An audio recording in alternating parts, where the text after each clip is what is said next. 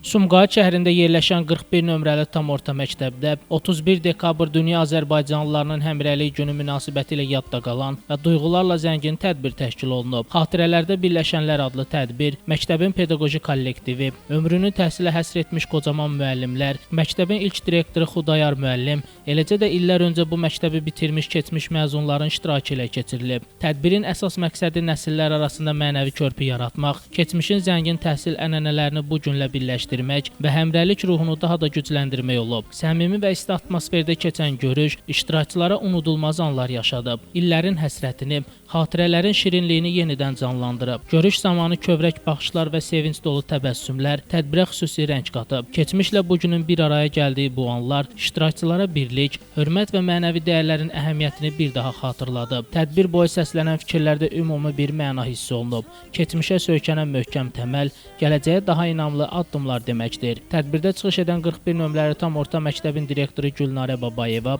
Həmrəylik gününün əhəmiyyətindən danışaraq bildirib ki, bu cür görüşlər təkcə xatirələri yad etmək deyil, həm də gələcək nəsillərə dəyərli mənəvi irs ötürmək baxımından mühüm əhəmiyyət daşıyır. Qeyd olunub ki, məktəbin bu gün də əldə etdiyi uğurların təməlində məhz qocaman müəllimlərin zəhməti, fədakarlığı və peşəkarlığı dayanır.